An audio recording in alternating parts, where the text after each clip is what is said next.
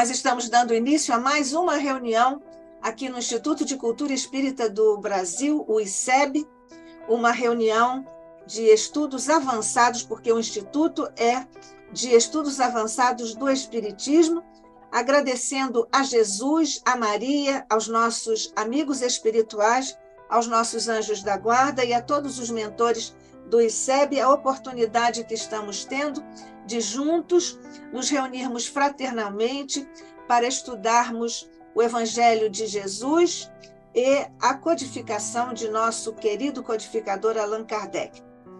Hoje nós temos, então, essa bênção que estamos aqui agradecendo ao teu coração, Jesus, pela oportunidade grandiosa e amorosa de aqui estarmos na condição em que estamos. E, estando no ICEB, vamos pedir a prece de abertura dos trabalhos ao nosso querido irmão César Reis. Senhor Jesus, benfeitores que nos amparam, inspiram e orientam, agradecemos pela oportunidade que se repete, por nos reunirmos aqui, em nome do Instituto de Cultura Espírita do Brasil, contando certamente com a presença de Jorge André, de Diolinda Amorim, de todos aqueles que fizeram como pioneiros a grandeza desse Instituto, para que nós possamos ter mais um encontro que vai falar profundamente ao nosso entendimento, à nossa inteligência, profundamente ao nosso coração, e mais uma vez vai nos convocar a uma relação rica, generosa, acolhedora, com todos aqueles que de nós se aproximam. O Instituto agradece pela oportunidade que se renova e pede ao Senhor que nós possamos ter o nosso irmão Rubim, como sempre, amparado, inspirado, apoiado pelo mais alto, a fim de que traduza com fidelidade os ensinamentos de que nós estamos necessitados na noite de hoje.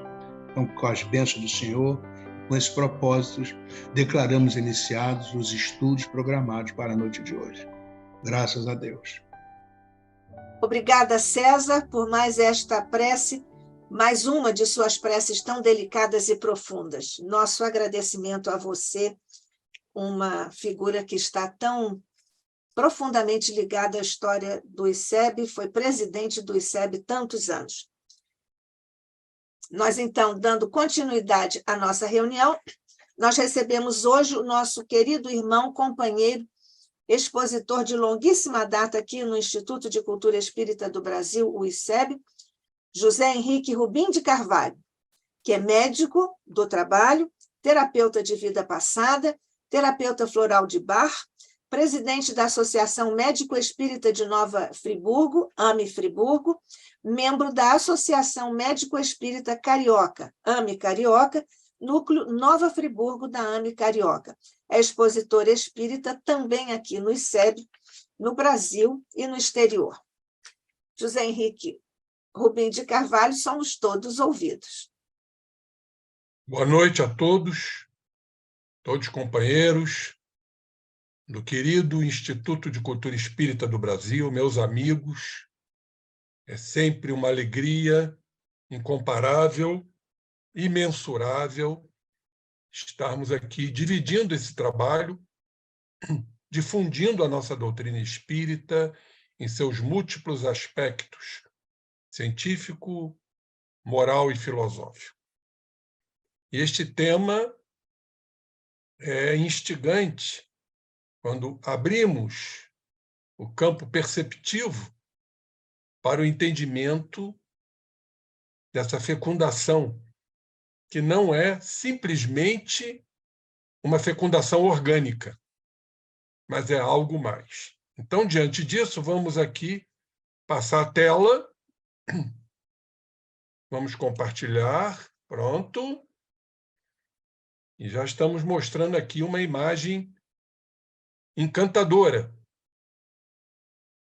onde esse feto semi-adormecido encontra-se dentro deste ambiente cálido, aconchegante, dentro do útero materno. E aqui, então, agora entramos no título: Fecundação, encontro mediúnico e um sentido para a vida. Esta relação, primordialmente, mãe e filho, é um encontro mediúnico, onde os moldes mentais maternos chegam a esse espírito já encarnado, que, por sua vez, mesmo num estado de perturbação consciente, como é peculiar no processo encarnatório, não deixa de passar seus valores, esta inter-relação que existe entre mãe e encarnante, já encarnado. E eu fiz questão de colocar esta palavra que está muito acima da questão puramente orgânica, o que significa fecundação, num sentido mais amplo, num sentido mais dilatável. Mas, primeiro, esta foto, respeitemos a vida, aborto não. Não é o tema de hoje, mas precisamos reforçar a valorização da vida, esse bem de inestimável valor para o processo evolutivo da alma, que ora está encarnada e, consequentemente, a evolução que lhe será peculiar. Então, vamos sempre reforçar a ideia da vida, na verdade, da existência, porque vida só temos uma. Mas, como disse, vamos recorrer a definições muito mais profundas do que significa fecundar. Dar origem a, procriar, perpetuar-se pela geração, multiplicar-se. Mas o sentido figurado, ele é muito importante. Tornar-se fértil, capaz de conceber, gerar, produzir. Fazer ficar criativo. Então, a fecundação nesse sentido de criar, de criatividade, das energias criativas da alma. Inventivo, estimular. E o número 4, fecundação no sentido de proporcionar desenvolvimento a fomentar. Então, entendo claramente que a fecundação ela não é puramente orgânica, mas sim no sentido de trocas, de desenvolvimento, de criatividade, as forças criativas da alma. Tudo inicia-se, e aí é uma terminologia que eu criei, da fecundação pré-fecundante. O que significa isto? A fecundação nesse sentido orgânico, mas por que pré-fecundante? É quando tudo se inicia num relacionamento. No namoro, seja no noivado, seja no casamento. Então, é a troca entre seres, a troca magnética, o carinho, o afeto, a dedicação, a participação, o companheirismo que deve existir. Enfim, portanto, seria uma fecundação pré-fecundante, ou seja, ainda não houve o relacionamento sexual, apenas a troca de afabilidades, de doçuras, de compromissos. Por isso, denominei uma fecundação antes da fecundação orgânica propriamente dita. Fecundação no sentido de desenvolvimento, no sentido de estímulo, no sentido de criatividade entre as criaturas. E aí, então, acontece que esses dois seres vão adormecer. E aí está a emancipação da alma, do sexo feminino como do sexo masculino, onde vão se encontrar no mundo espiritual. E aí poderemos entender que a fecundação inicia-se lá no mundo espiritual. Nós estamos vendo uma foto que se relaciona à reencarnação do Segismundo, do livro, fantástico livro, Missionários da Luz, pelo Espírito André Luiz, psicografia do nosso querido e amado Chico Xavier. Então, inicia-se ali a fecundação espiritual, que, em verdade, é pré-encarnatória no sentido orgânico de ser. Então, vocês estão vendo pela foto Raquel, emancipada do corpo, que está o fio que a liga ao corpo físico. E Adelino, também emancipado do corpo. E ali há um compromisso, há um acordo. Por isso, nós espíritas sempre dizemos, com muita propriedade, que não existe gravidez indesejável. Pode haver um recuo, mas houve um acordo, houve um processo de fecundação espiritual, de compromisso. Se não houver isto, pela lei de atração, não haverá a concepção. A concepção acontece mediante esse acordo dos futuros pais fora do corpo físico, no mundo espiritual, para que o encarnante possa se fixar nas camadas profundas da mãe, no útero materno. Então, acho isso muito lindo, quando entendemos que todo o processo encarnatório ele cursa desta forma, abrindo campos até para outros entendimentos, que eu não vou aqui entrar no mérito da questão, dos estupros. Ninguém encarna para ser estuprado ou estuprada, né? Mas há uma aceitação, caso aconteça, em virtude de débitos, em virtude de resgates. Portanto, tem que haver essa fecundação espiritual, no sentido de fomentar, no sentido de desenvolver. Muito bem, diante disso, chamamos de fecundação espiritual pré-encarnatória.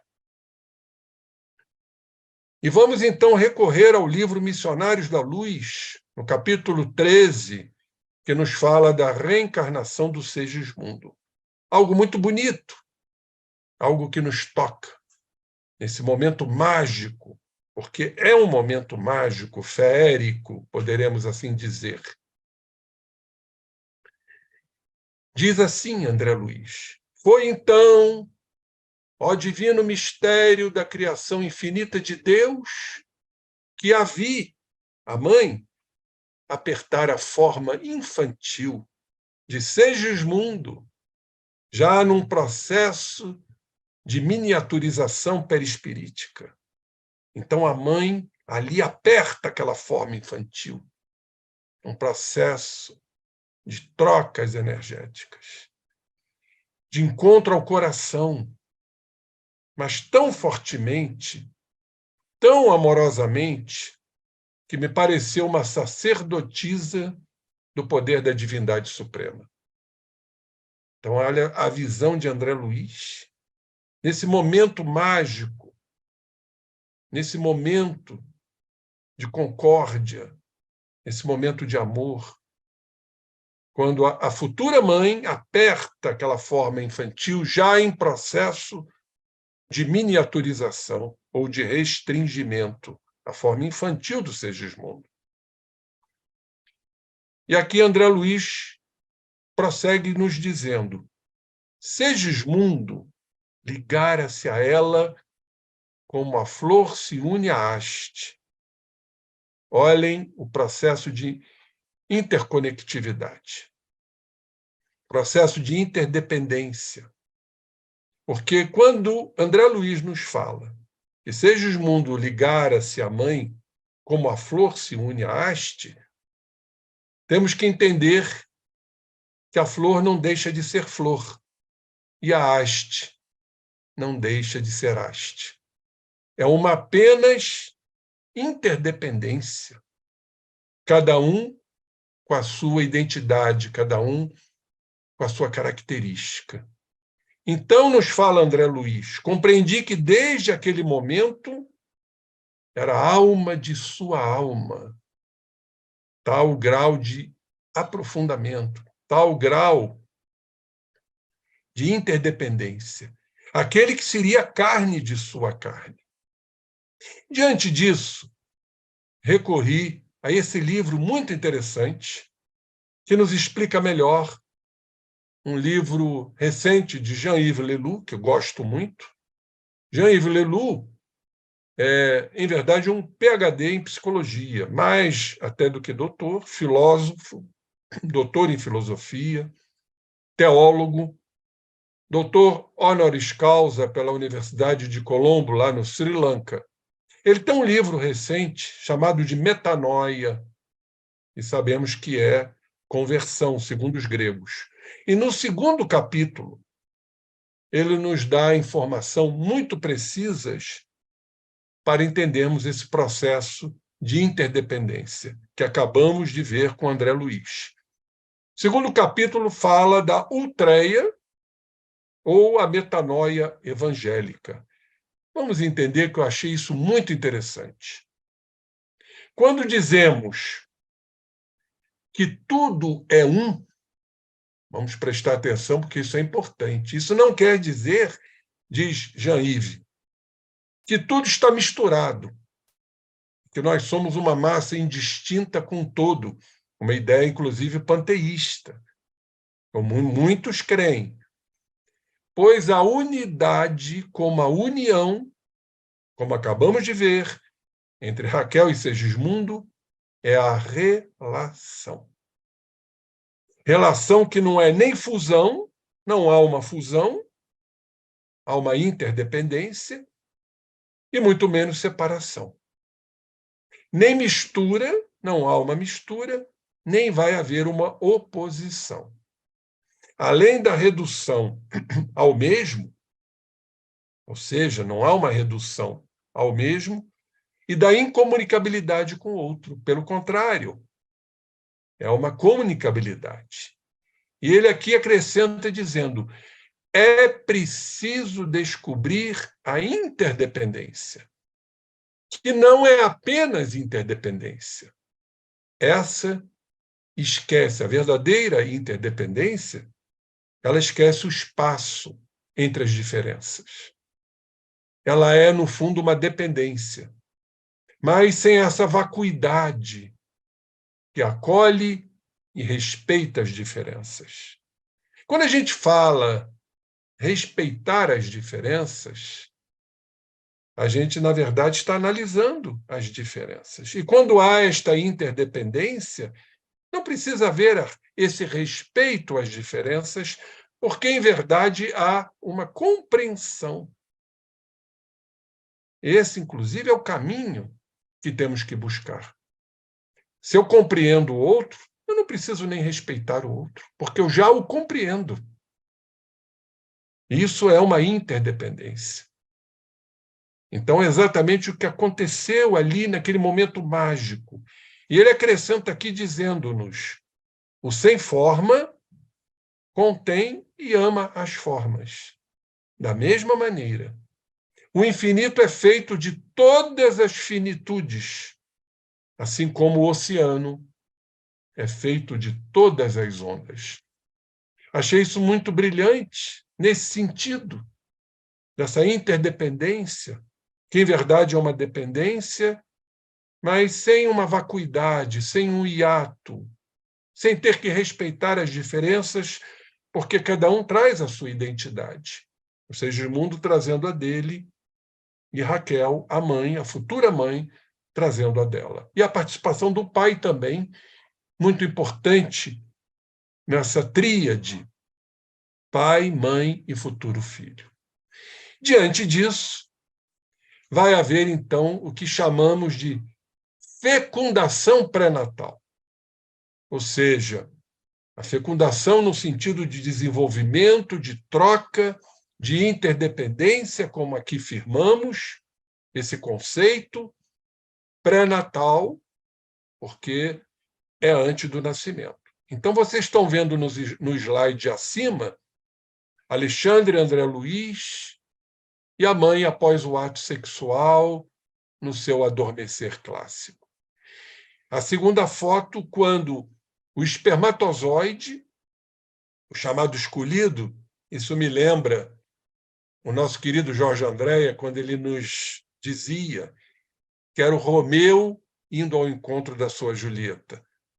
Sabemos que no processo de ejaculação estão ali de 80 a 300 bilhões de espermatozoides. Um só, trazendo os cromossomos, os 23 oriundos do papai, e o óvulo da mamãe trazendo os 23 cromossomos, para compor o zigoto, o ovo, digamos, a célula inicial, que vai gerar o futuro ser.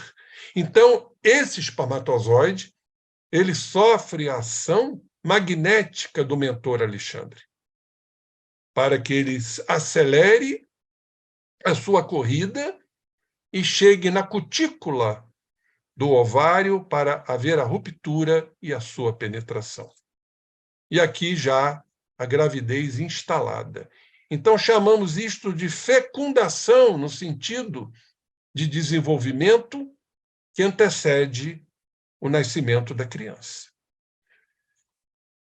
Então, já ocorrendo o processo da concepção, no início da vida, Raquel tem uma intuição. Seria mãe pela segunda vez, já que ela tinha sido mãe?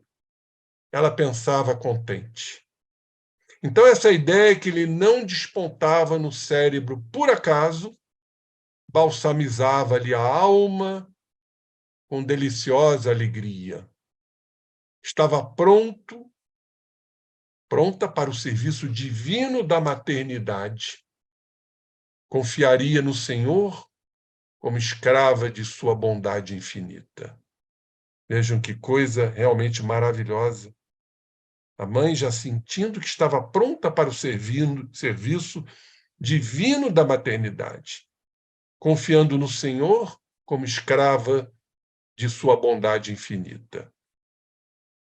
Observando que a forma de Segismundo se ligar a ela, por divino processo de uma união magnética, eu recebi a determinação do meu orientador, Alexandre, para seguir-lhe de perto esse trabalho de auxílio na ligação definitiva de Segismundo à matéria. Processo encarnatório propriamente dito. A concepção. Então, auxiliado pelo concurso magnético do mentor querençoso, ou seja, amigo, amoroso, André Luiz diz que passou a observar as minúcias do fenômeno da fecundação orgânica propriamente dita. Através dos condutos naturais, corriam os elementos sexuais masculinos, os espermatozoides, em busca do óvulo, como se estivessem preparados de antemão para uma prova eliminatória em corrida de 3 milímetros, aproximadamente por minuto. Então, por minuto, 3 milímetros sendo vencidos. Surpreendido, reconheci que o número deles se contava por milhões, como acabei de afirmar, podendo chegar a 300 milhões de espermatozoides, e que seguiam em massa para frente num impulso instintivo, um automatismo, na sagrada competição. Então, há uma competição, em verdade, entre eles para que um espermatozoide seja o eleito. Aqui está essa corrida, e lá o que está à frente, já encabeçando a corrida, como vencedor. E aí, então, no silêncio sublime daqueles minutos tão preciosos, compreendi que Alexandre, em vista de ser o missionário mais elevado do grupo, em operação de auxílio, dirigia os serviços graves da ligação primordial. Segundo depreendi, nos fala André Luiz, ele podia ver as disposições cromossômicas, porque tudo estará de acordo, ou estaria de acordo, com o que foi programado. O que esses cromossomas trazem como predisposições, como tendências, como personalidade futura deste ser reencarnante. Então, Alexandre, esse espírito mais evoluído, ele podia ver as disposições cromossômicas de todos os princípios masculinos em movimento dos espermatozoides. Depois de haver observado atentamente o futuro óvulo materno, que também trazia 23 cromossomos, para compor os 46, presidindo ao trabalho prévio de determinação do sexo, perfeito? O cromossomo sexual, para definir o sexo, que seria masculino, Segismundo, do corpo a organizar-se. Após acompanhar profundamente absorto no serviço a marcha desses minúsculos competidores, constituíam a substância fecundante.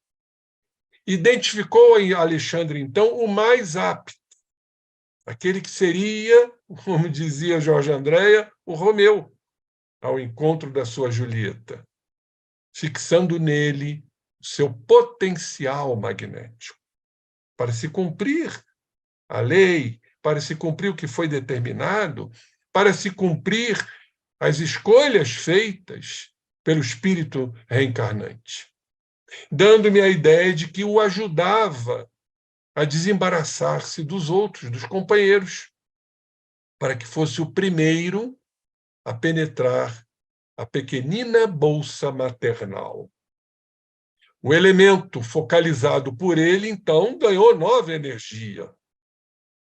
Tudo se cumprindo dentro da lei de causa e efeito, dentro das programações. Nada é feito à matroca, nada é feito, né, ao acaso. Então, ele ganhou nova energia sobre os demais, que também vão cumprir um papel muito importante, formando uma coroa protetora para que o óvulo fique completamente isolado, protegido dos outros bilhões e milhões de espermatozoides, cumprindo-se realmente uma meta, um objetivo.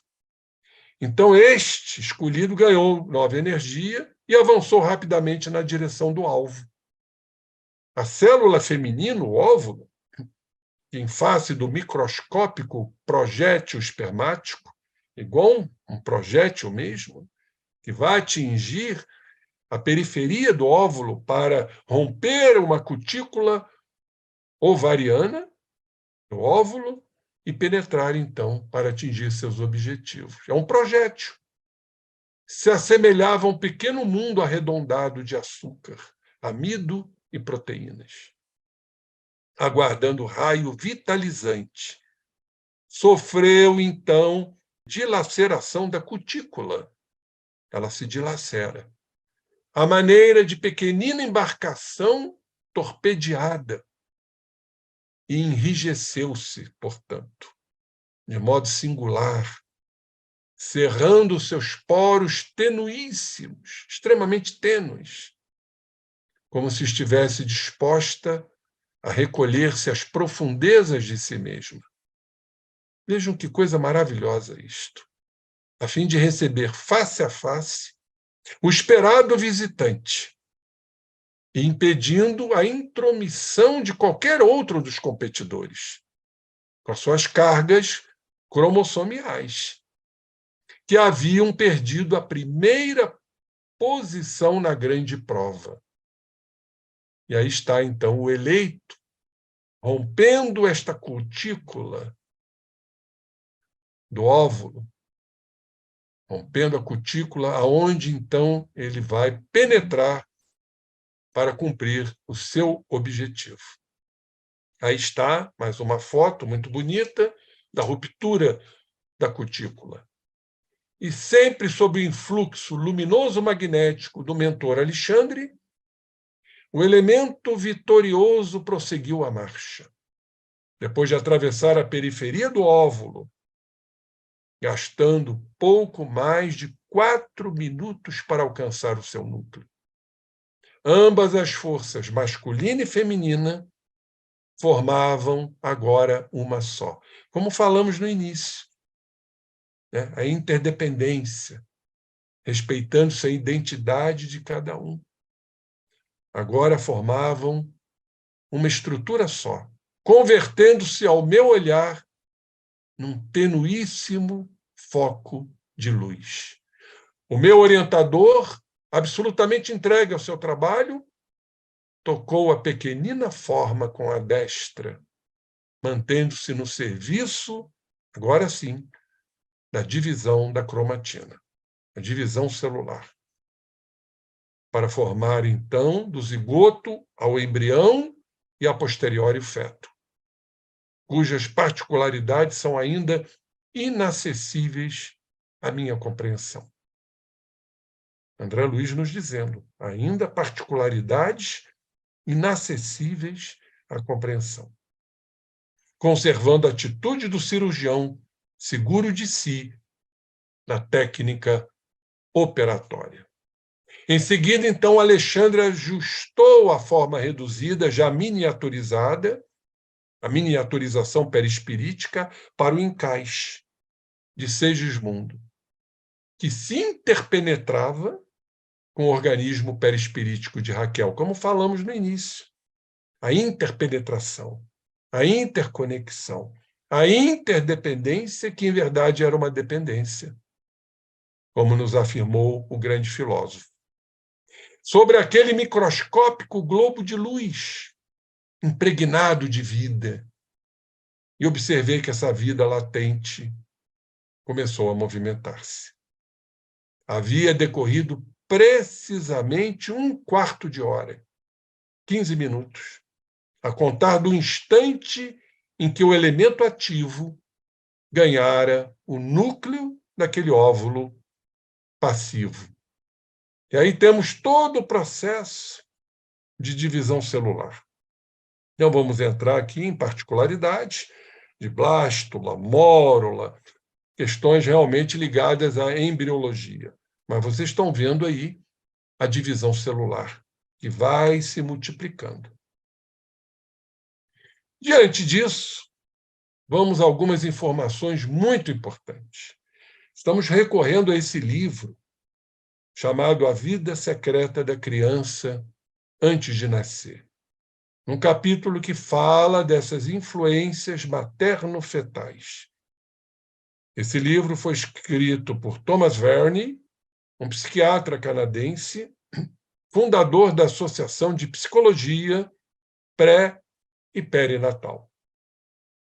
E neste livro, Thomas Verne diz o seguinte: o perigo existe quando ele, o feto, se sente rejeitado pela mãe. Então, nós já estamos entendendo que, mesmo diante de um acordo, daquela fecundação pré-encarnatória, daquela fecundação no sentido de desenvolvimento, de interconectividade, de aceitação, pode acontecer a posteriori, respeitando o livre-arbítrio, uma rejeição.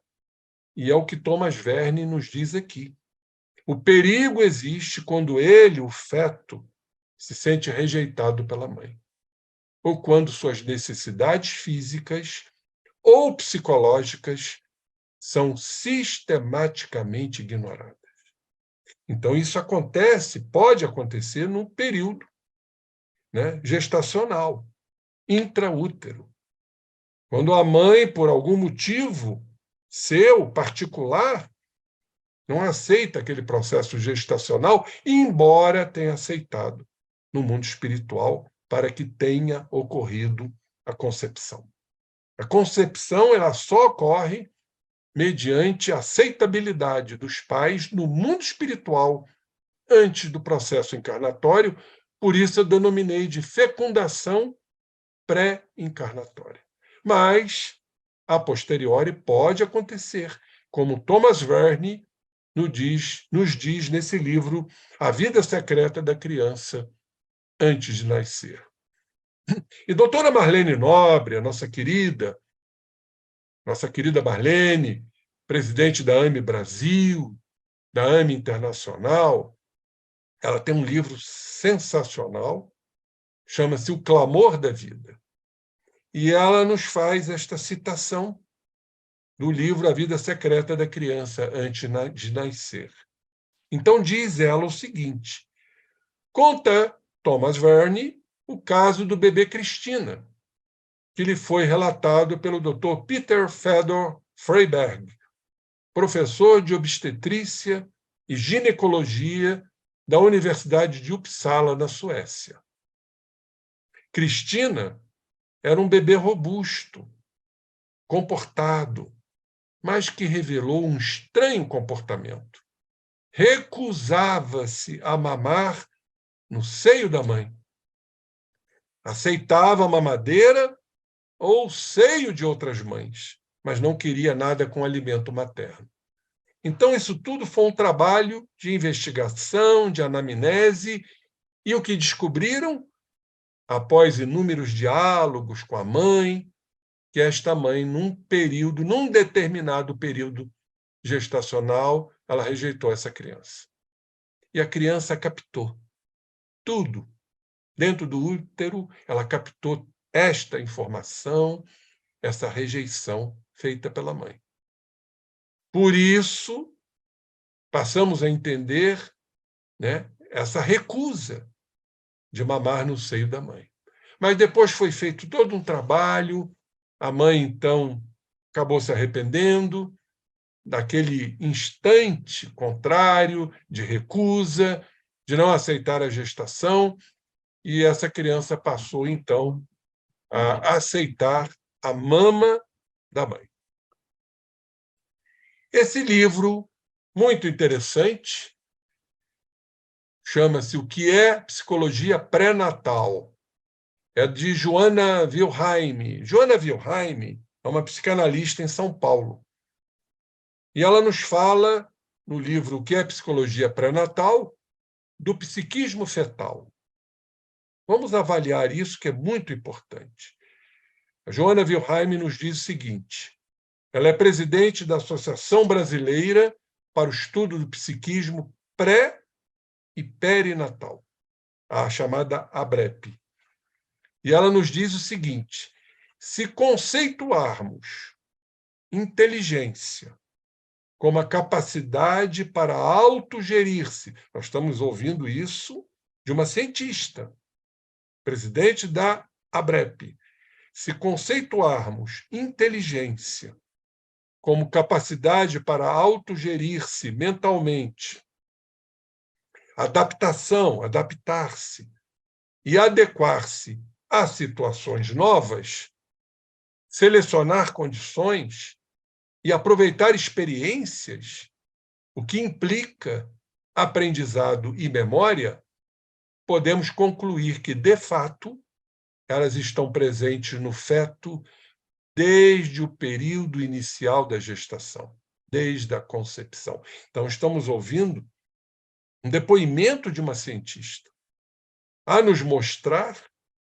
que todo esse processo de inteligência já existe desde o período inicial da gestação, o que reforça cada vez mais a valorização da vida, que ali tem uma inteligência, selecionando condições, aproveitando experiências, se adequando, enfim, daí chegarmos à conclusão da importância de valorizarmos esse momento tão nobre que é o processo gestacional.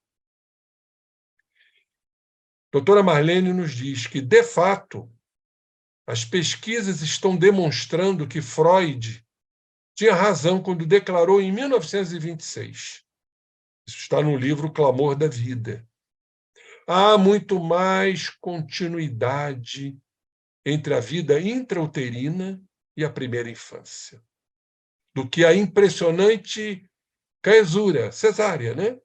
Caesura, em latim, quer dizer cortar. Do ato do nascimento nos permite saber. Então, o próprio Freud nos fala da continuidade entre a vida uterina e a primeira infância. Vamos, obviamente, recorrer aqui ao Livro dos Espíritos, da Lei de Justiça, lá na terceira parte, no capítulo 11º, Direito de Propriedade e Roubo, quando Allan Kardec pergunta essa importantíssima pergunta, questão 880 de O Livro dos Espíritos. Qual o primeiro de todos os direitos naturais do homem? E a espiritualidade respondeu: o de viver. Então, não temos o direito de violentar esse direito que pertence a cada um, o de viver.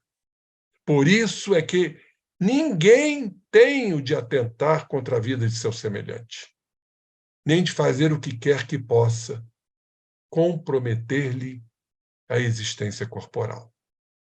Não está aí o grande direito do ser, que é de viver. Mais uma vez, reforçando a importância, a valorização da vida, em todos os seus aspectos de fecundação. Não só orgânica, mas a fecundação no sentido de desenvolvimento, de criatividade. O que estamos criando em verdade? Quando espíritos, muitas vezes desafetos do passado, se reúnem neste momento mágico para que possam conviver. É a lei de Deus. Deus quer que nos amemos, como Jesus nos apontou. Amai-vos uns aos outros, como eu vos amei. Então, aí está a lei de reprodução. A família, que nós escolhemos antes de encarnar, como nós vimos na fecundação espiritual pré-encarnatória, para que possamos cumprir os objetivos maiores. Quando lá atrás nos violentamos, nos agredimos, nos dizimamos, e a lei de Deus faz com que retornemos. Quem conhece a história da reencarnação do Segismundo vai se lembrar perfeitamente bem. Capítulo fantástico do livro Missionários da Luz. Aí está o direito da vida, o viver. Aí está a preservação, a sobrevivência desse gatinho já se segurando na corda, porque ele precisa viver. Então, a maternidade, como vocês estão vendo aí, é uma sublime gestação. Ser mãe significa uma gestação sublime, para que nos reencontremos nesse momento tão importante do retorno ao orbe, aonde este ser está reencarnando.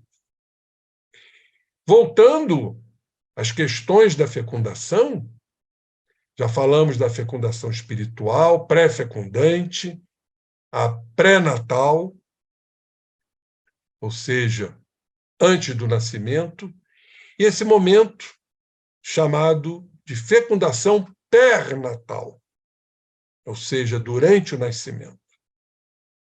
E aqui vamos priorizar a importância do parto normal, porque, em verdade, né, o parto já está a dizer normal. Claro que em situações outras temos que considerar o parto cesárea como uma necessidade. Mas este é o momento, como vocês estão vendo aí, da mãe sentindo o seu filho sair por suas entranhas. Depois de 9 meses necessários de trocas, de magnetismos, das criaturas que já se acordaram, ou seja, chegar a um acordo no mundo espiritual, no processo de fecundação pré-encarnatória. Então, estamos vendo esse momento muito importante, a chamada fecundação pernatal, durante o nascimento. Então, vamos agora, fecundação pós-natal. E vocês estão vendo aqui 4 períodos do nascimento, esse momento importantíssimo do aleitamento materno. Vimos o caso do bebê Cristina, que rejeitou sua mãe, porque a mãe a rejeitou no período gestacional. Mas o primeiro leite, chamamos de colostro, o primeiro leite. Deus é maravilhoso, porque no momento do nascimento há uma espécie de separação. Então há uma atenuação diante disso, quando a mãe, então, vai amamentar a sua criança, o aleitamento materno, que é importantíssimo.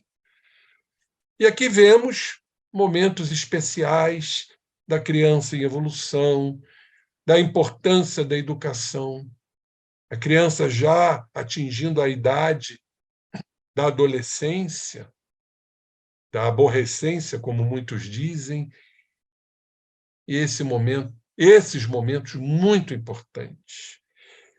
As pessoas às vezes me perguntam, diante de tantas turbulências, diante de tantas conturbações, dificuldades que as criaturas estão enfrentando na atualidade, as pessoas muitas vezes me perguntam em palestras, seminários, qual a salvação para esse mundo que ora está em transição? E eu não vejo outra palavra, outro vocábulo, outro termo a não ser educação.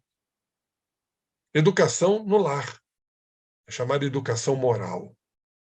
Cabe aos pais educar adequadamente seus filhos. Vivemos momentos muito difíceis, de permissividades, de liberalidades, de vulgaridades até, onde estão faltando essa ascensão dos pais em relação aos seus filhos. Muitos estão, lamentavelmente, cedendo à permissividade que faz com que tudo se dê aos filhos, quando sabemos perfeitamente que há momentos que precisamos dizer não, há momentos que precisamos dizer sim, há momentos que precisamos dizer não e sim, e há momentos que precisamos dizer sim e não. Porque o filho, sabemos, ele quer realmente que haja uma intervenção direta dos pais, freios, inclusive, porque isso é fundamental para o crescimento, a formação do ego.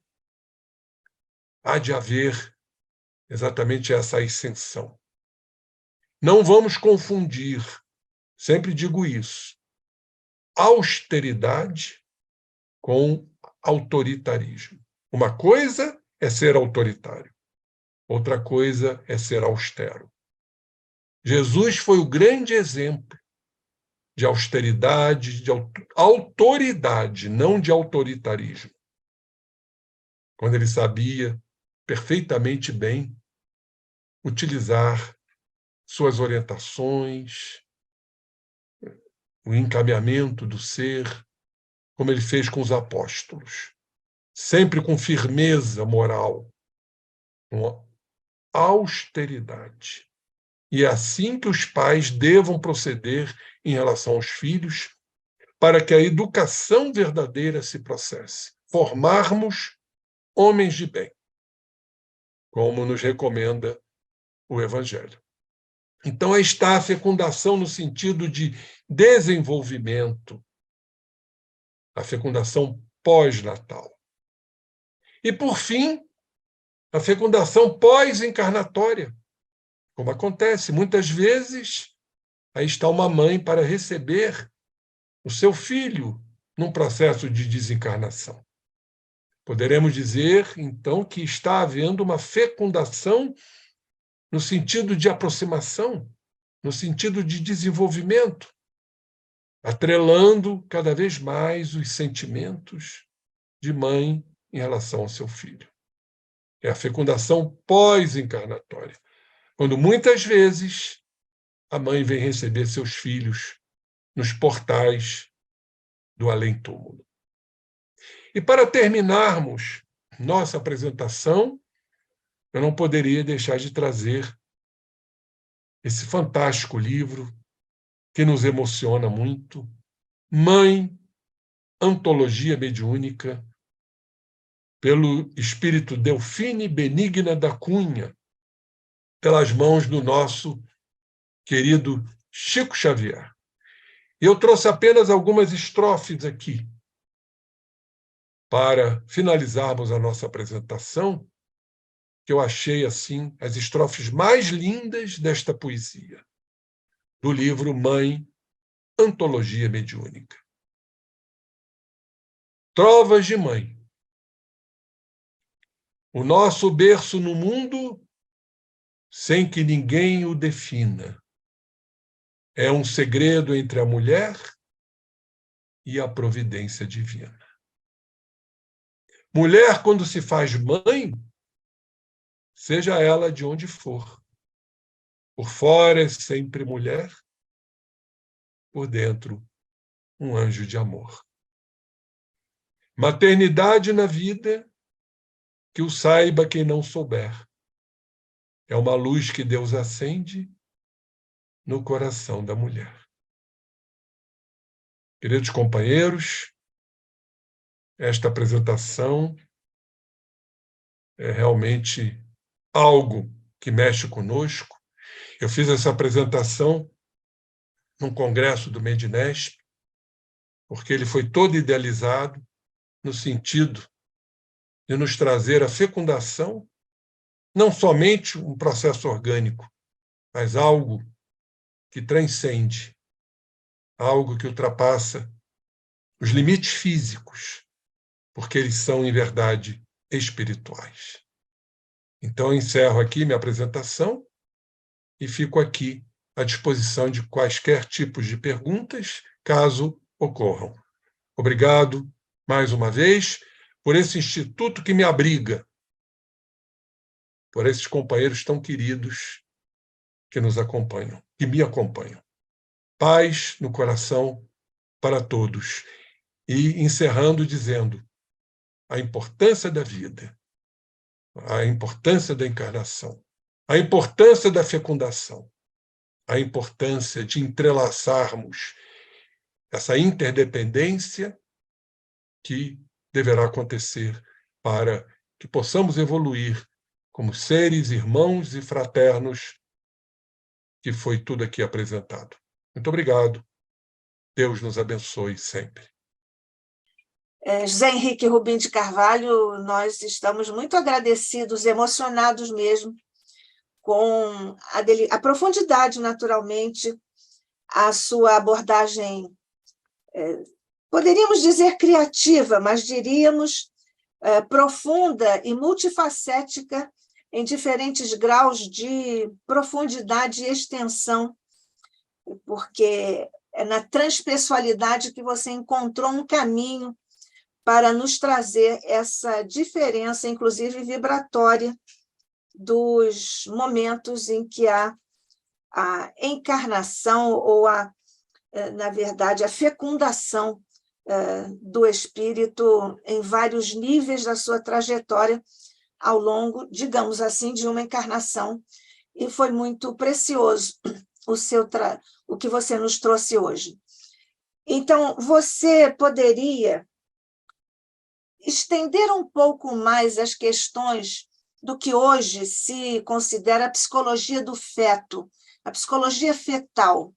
Como é que você vê isso à luz dessas etapas que você nos trouxe e à luz do que nós sabemos da bagagem do espírito reencarnante? Perfeitamente, minha querida Nádia. Como disse a doutora Joana Wilhelm, ali está já uma inteligência formada, com capacidade de autogerir-se, de adaptar-se, de desenvolver memória, aprendizado. Esse momento tão nobre, aonde ali já tem um espírito se interconectando com a mãe. A mãe atuando sobre o feto e o feto, por sua vez, também atuando na mãe. Essa conexão mágica, feérica, podemos assim dizer. E, entendendo, mais uma vez, dentro do processo evolutivo que trouxemos aqui, desse acordo que houve no mundo espiritual, antes do processo físico, antes do processo encarnatório. Então, ali é a consumação de algo que foi programado, estipulado. Claro que tudo isso, sob a regência dos espíritos superiores, para, inclusive, a formação da personalidade do ser encarnante, porque ele vai trazer, obviamente, o que eu chamo de um deslocamento energético da individualidade. Nós somos seres que temos a individualidade, os arquétipos. Aliás, vamos falar muito sobre isso dentro daquela proposta do inconsciente coletivo, dos arquétipos, quando mais à frente vamos abordar os arquétipos do inconsciente coletivo, do Jung, e a relação com a mediunidade. Mas todos trazemos esses arquétipos, esses modelos já experienciados, de encarnações pretéritas, e que, no processo encarnatório, há a formação, né, de uma personalidade a ser trabalhada. Personalidade da individualidade. Então, ali, naquele momento, isso cada vez mais reforçando a valorização da vida. Ali não há um ser amorfo, é um ser que já tem uma inteligência com capacidade de se adaptar àquele momento, de se autogerir, de ter sua memória, o seu aprendizado, nesse instante magnífico. Então, a psicologia fetal, e a nossa querida Joana Wilhelm nos fala muito bem, nesse livro da psicologia, já nos abre a esse entendimento. E cada vez mais como espíritas, defendendo a vida, sobretudo. No combate ao aborto, no aborto criminoso, claro, nefando, que ainda está a predominar no nosso orbe, infelizmente. Mas eu creio que a doutrina espírita, a evolução, vai nos trazer novas ideias, novos conceitos, com o aval da ciência, mostrando ali que tem um ser, com a sua identidade, com a sua individualidade. É assim que a psicologia fetal vem nos trazendo, através de seus modelos, dos seus estudos e de suas pesquisas, que há um ser vivo ali, um ser que pensa, um ser que sente, para o processo de progressão. É dessa forma que entendemos dentro dos estudos modernos. Esses estudos modernos contemplam, gostaria que você fizesse um comentário sobre a postura da medicina, agora aqui tradicional, e a medicina do ponto de vista do espírito, Sim. considerando-se a psicologia fetal. Como é que você vê essa diferença no tratamento, na abordagem, na concepção e na conclusão da medicina dita oficial perante essas questões? Pois é, a medicina ainda, é lamentável ainda que algumas cabeças pensem, a medicina materialista, de que ali não há uma vida. quando o próprio embriologista Kate Murray, muito famoso, muito conhecido, Kate Murray diz que já há vida, embriologicamente falando, desde o momento da concepção. Então, é a ruptura de paradigmas. Os paradigmas materialistas, que ainda defendem, lamentavelmente, o aborto nefando e suas vamos dizer assim, seus adeptos dentro de conceitos deformados, em que a mulher é dona das suas decisões. A gente costuma dizer que a vida não é disponível. A vida não é disponível. A vida tem que ser respeitada. O ser que está ali, ele é indisponível. Nada pode e nem deve afetar a existência. Então, eu vejo essa mudança de paradigma, a medicina espiritual, a medicina pautada em verdadeiros conceitos que a própria ciência já está considerando, a embriologia, a psicologia fetal, em defesa da vida.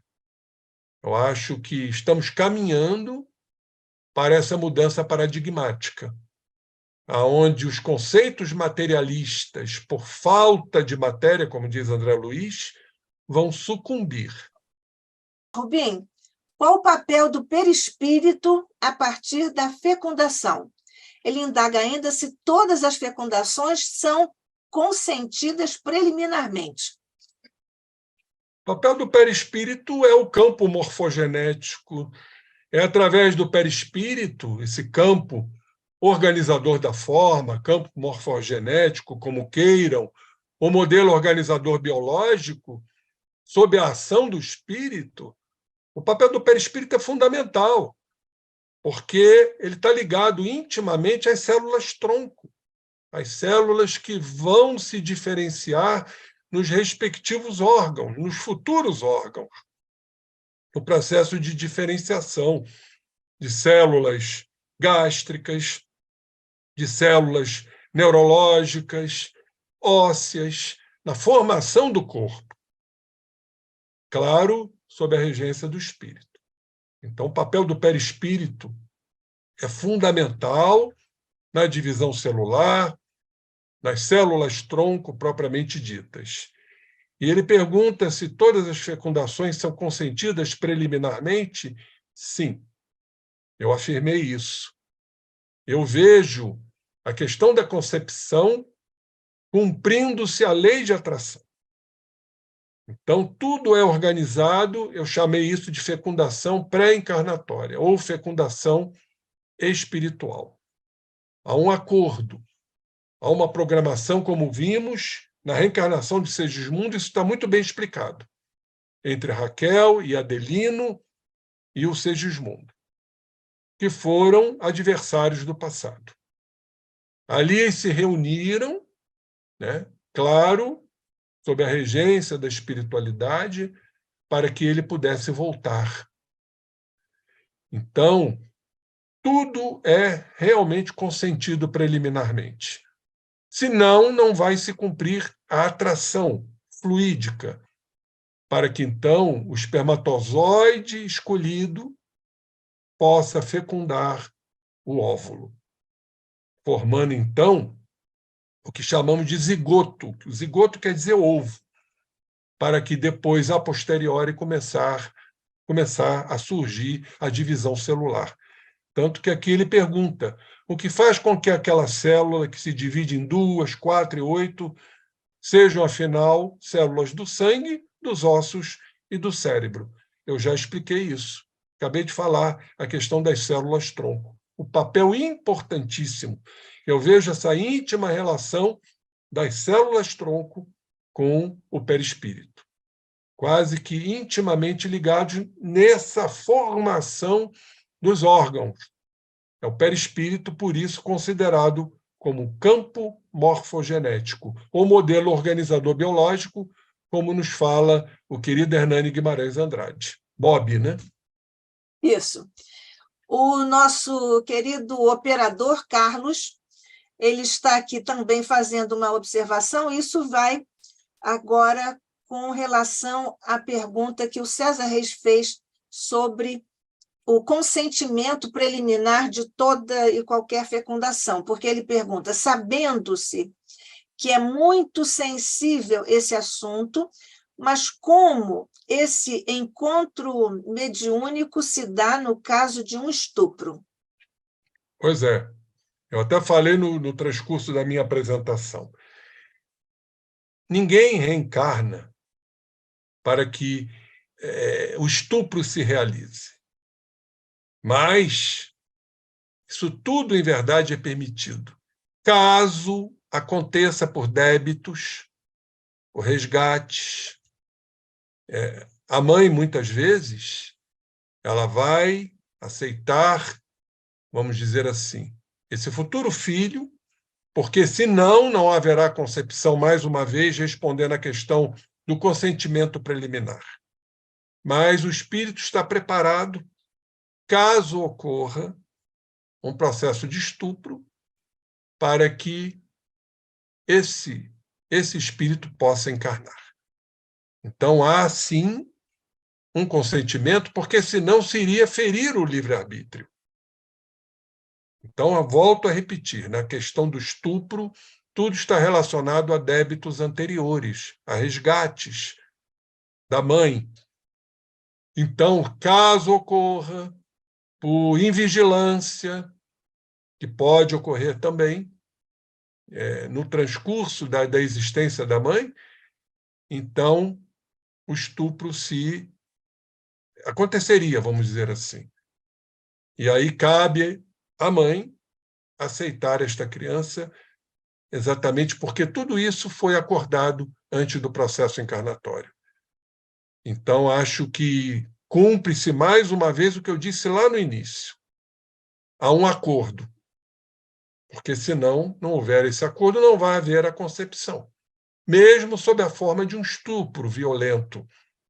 Mas ninguém vai encarnar para que isso aconteça. Mas a invigilância, a vida, né, as escolhas feitas no processo encarnatório vão abrir campo para que isso ocorra e, obviamente, isso traz toda uma ligação com o passado dessa criatura. Então, eu vejo isso não como algo pré-determinado, mas possibilidades que isso aconteça mediante o livre-arbítrio, que a gente tem que respeitar. Rubem, por sensibilíssimo que seja o tema, alguns que estão conosco podem estar pensando que essa sua fala, e quando nós todos nos referimos a esse lamentável caso que é o estupro, em termos de adultos. Mas nós temos, inclusive, a imprensa tem divulgado recentemente até 2 casos de meninas de 10 anos. E houve também uma polêmica sobre o aborto que é permitido juridicamente para determinada faixa etária, que é o caso desses eventos que são agora divulgados pela imprensa, ou que têm sido agora recentemente 2 casos. Como é que você diz isso, como você pensa isso, ou como a doutrina diz isso na sua leitura sobre esses casos das meninas que, aos 10 anos, 9 anos, por estupro, ficam grávidas? Qual é a visão que você nos traz a esse respeito? Pois é, um assunto muito delicado, né, Nádia? Muitíssimo. Muitíssimo delicado, porque como é que fica a permissão disso tudo? Então, se nós não compreendemos a reencarnação, a lei de causa e efeito, não vamos compreender absolutamente a justiça disso aí, a permissão de Deus, né, nesse sentido, de uma criança de 10 anos, né, embora ovule, senão não haveria absolutamente o estupro e a concepção. Concepção? Exatamente. Então, uma criança de 10 anos, a gente, mas uma criança de 10 anos. Sim, mas ela já está ovulando, já está menstruando para que haja a concepção. Então, sabemos que tudo isso está atrelado à lei de causa e efeito. Eu não vejo outra forma de entendimento a não ser a lei que todos nós estamos íncitos. São resgates, especificamente resgates de vidas anteriores, de existências anteriores, melhor dizendo, porque vida a gente só tem uma. E poderia acontecer uma escolha antes de encarnar para que isso aconteça? É possível, sim. É possível, porque senão, como é que nós poderíamos entender um espírito que não faz essa escolha desse acontecimento dramático para a criança, para a família, para a sociedade? Se não entendermos o processo evolutivo. Muitos espíritos, eu acho que aquela questão, a escolha das provas, ela é de grande importância para o nosso entendimento. Poderia um espírito fazer essa escolha? Fica essa pergunta. Por que não? Para avançar depressa, mediante seus débitos anteriores. Há uma questão muito importante do Livro dos Espíritos que fala mais ou menos isto, na escolha das provas. Que Deus permite que o espírito ainda em evolução, o espírito que esteja ainda atrelado a tantos débitos, faça uma escolha relativamente dolorosa, para que ele, esse espírito, diante do seu sofrimento, que vai ocorrer pelas escolhas equivocadas, ele possa resgatar suas dívidas. Isso está lá, eu não me lembro o número da questão, mas é uma questão muito importante para entendermos como é que um espírito faz uma escolha tão equivocada e tudo isso é permitido.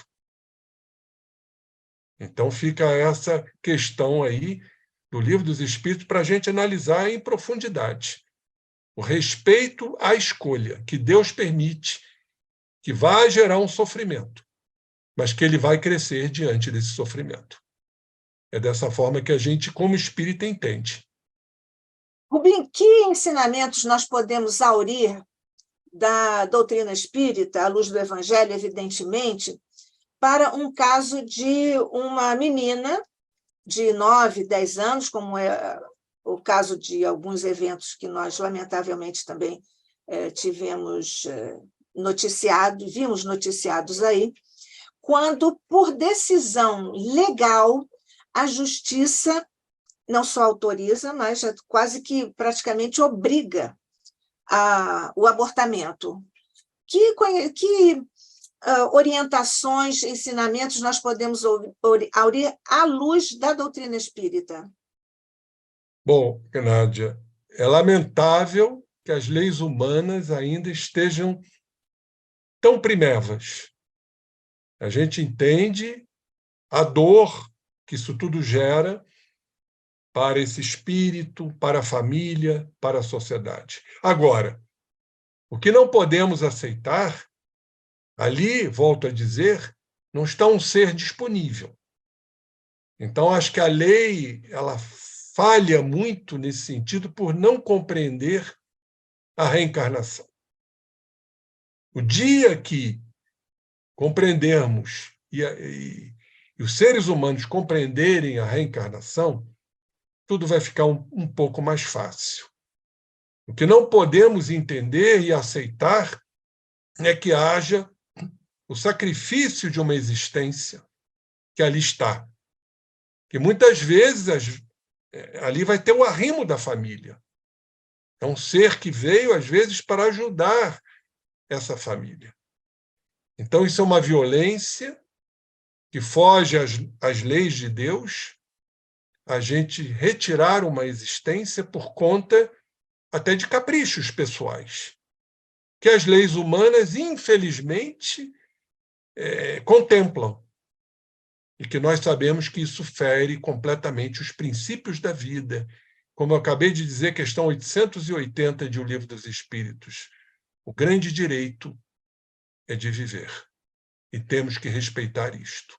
Acima de quaisquer coisas, por mais dolorosas que sejam, nós não temos esse direito de aniquilar uma existência que está ali para cumprir um papel.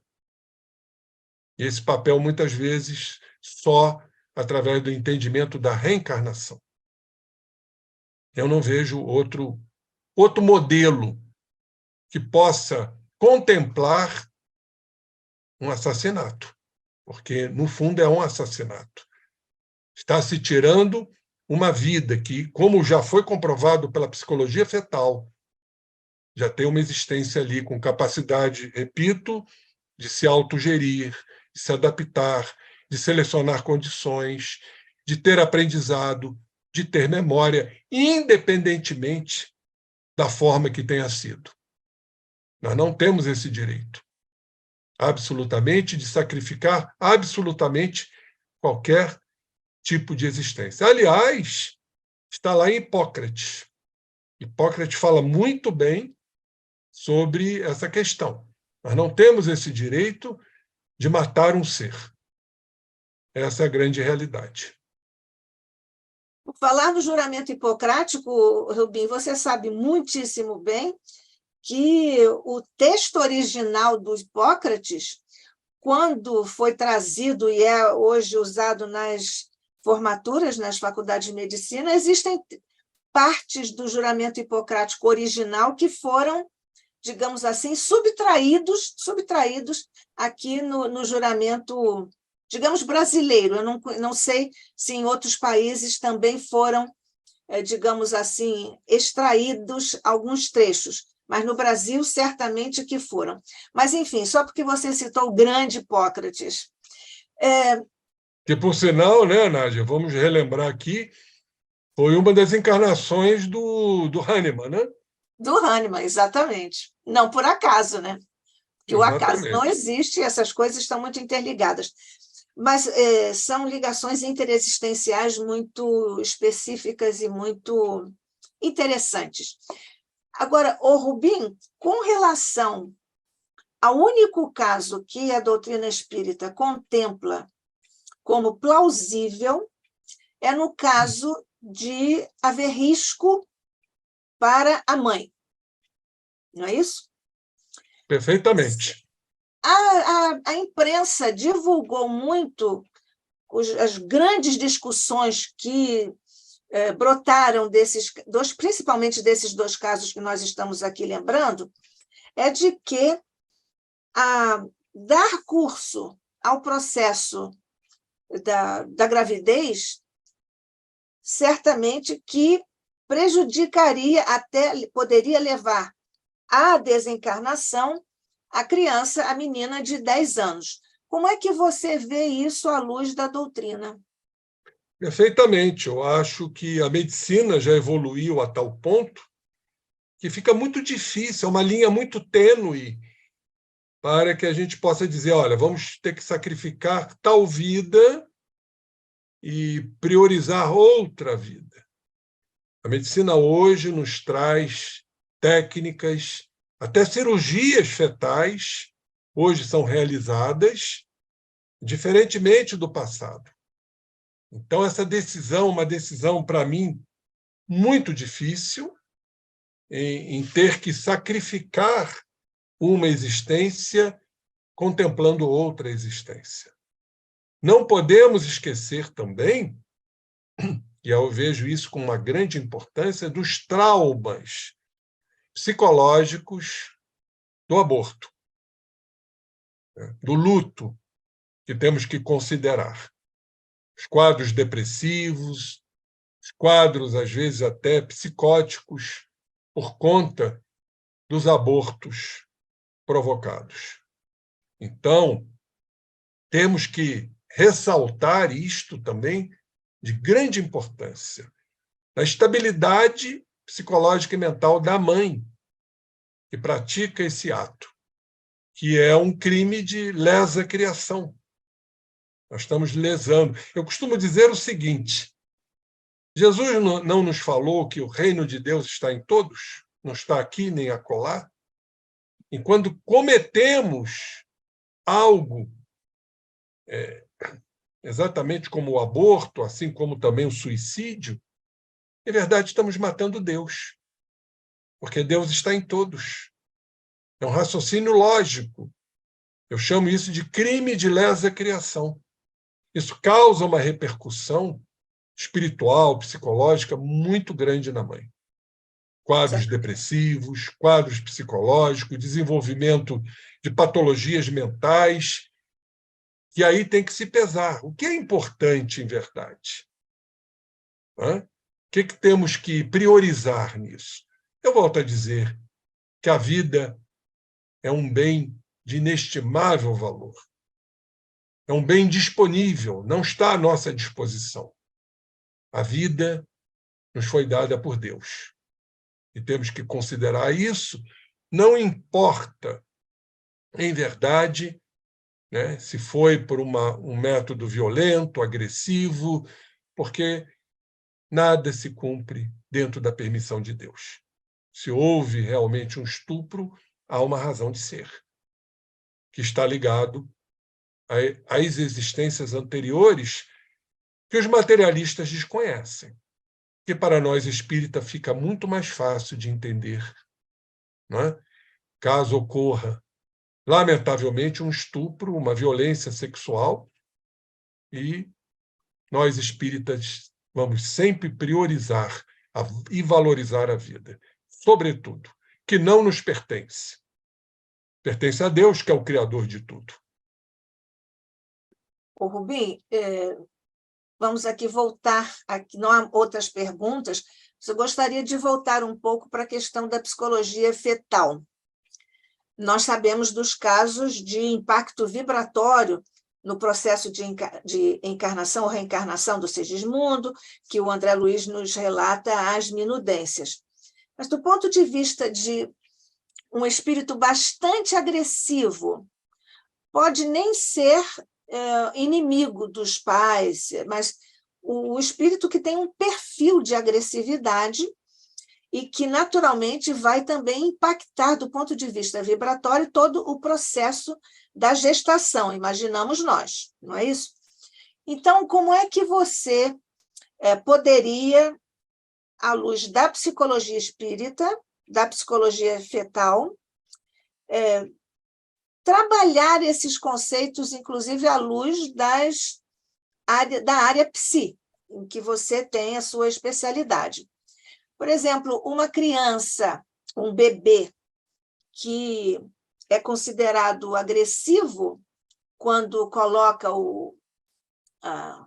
bate no rosto da mãe ou do pai ou de qualquer adulto, e aquilo é apenas um descompasso do ponto de vista psicomotor, porque ele ainda está tentando dominar o seu equipamento, né? Mas ele pode também ser, esse bebê ou outro bebê, ser efetivamente agressivo. Que comentário você faria a esse respeito?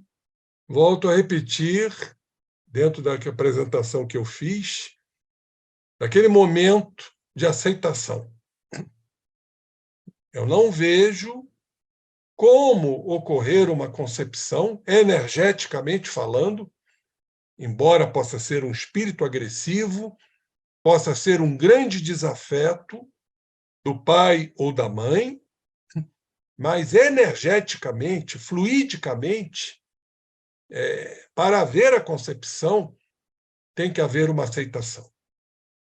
Porque se não houver uma aceitação, se este ser for completamente antagônico, não vai haver uma atração fluídica para o processo todo que conhecemos, lindíssimo, daquela preparação, da miniaturização do perispírito, né, que se restringe para que haja a conexão com o corpo físico, dentro de teorias interessantíssimas.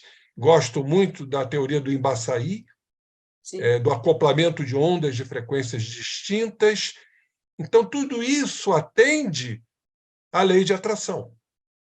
E a lei de atração ela é muito importante para entendermos, mesmo que sejam espíritos desafetos, porque houve, como eu mostrei aqui no início da minha apresentação, houve uma aceitação. O que eu chamo, eu que denominei assim, modéstia à parte, de uma fecundação no sentido de desenvolvimento pré-encarnatória, de espíritos, mesmo que desafetos, que possam se reunir para cumprir seus objetivos. Claro que eles vão se mostrar de personalidades distintas, às vezes até agressivas, como eu apresentei um caso aqui da bebê Cristina, que foi rejeitada pela mãe e ela, então, criou aquela repulsa no momento da amamentação. Aceitava outras mamas e nunca da mãe. E aí, então, através da investigação da anamnese, através do doutor lá da Faculdade de Obstetrícia de Uppsala, na Suécia, através da anamnese, então houve um relato da mãe de ter rejeitado esta criança, já no período gestacional. Então o feto captou tudo isto.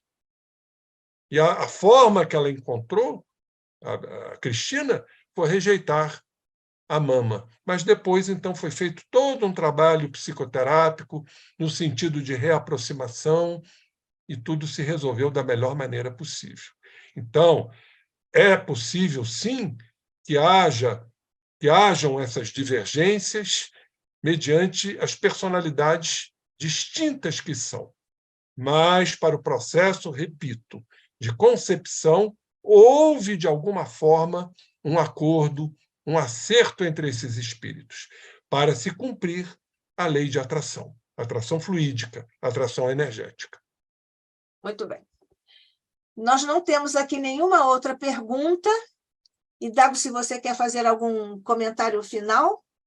Eu fico feliz em poder, trazer a doutrina espírita dentro desse estudo, a magnífica doutrina espírita. Eu não vejo nada que ultrapasse o Consolador prometido, porque a doutrina espírita cumpre diretamente o amor. Ela nos traz objetivamente o amor que nos aproxima. E se hoje ainda somos refratários, resistentes, recalcitrantes, um dia nós cederemos mediante a lei de amor que está em nós. E que ainda o ser humano não compreende o que Jesus nos disse: amai-vos uns aos outros como eu vos amei. Ainda estamos nos primórdios do amor possessivo, do amor eros, do amor para atender os interesses pessoais. O verdadeiro amor que vai se cumprindo ao longo do processo evolutivo, o amor companheirismo, o amor de compartilhamento, o amor renúncia, para que um dia possamos nos amar incondicionalmente, que será a nossa destinação.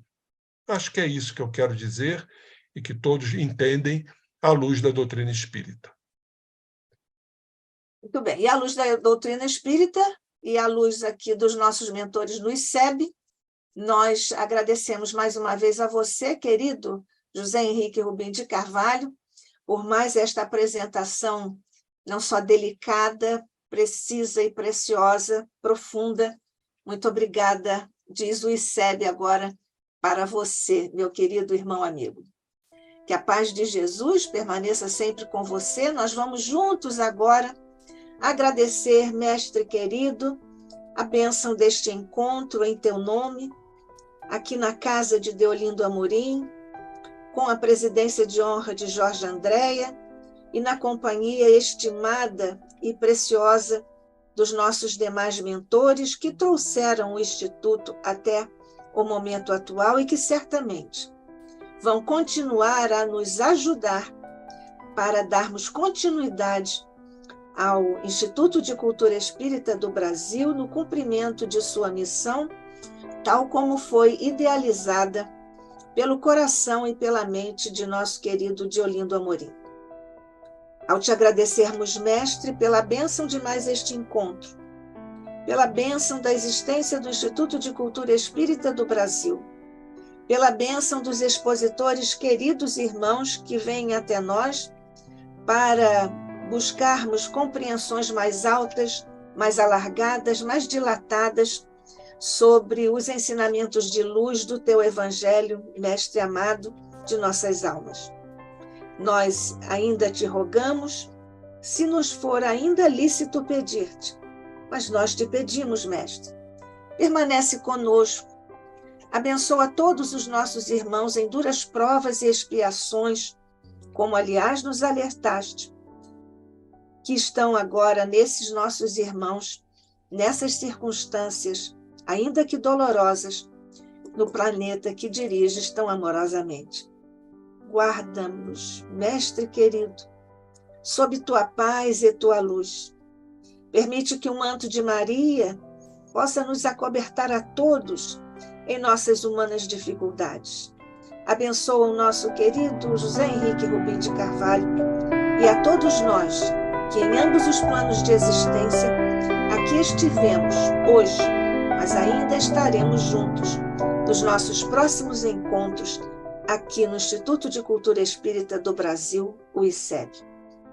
Guarda-nos, portanto, Mestre, ilumina-nos os caminhos, potencializa nossa fé, abre nossas mentes para esses entendimentos mais profundos e alargados e desce uma luz de teu coração por sobre os nossos.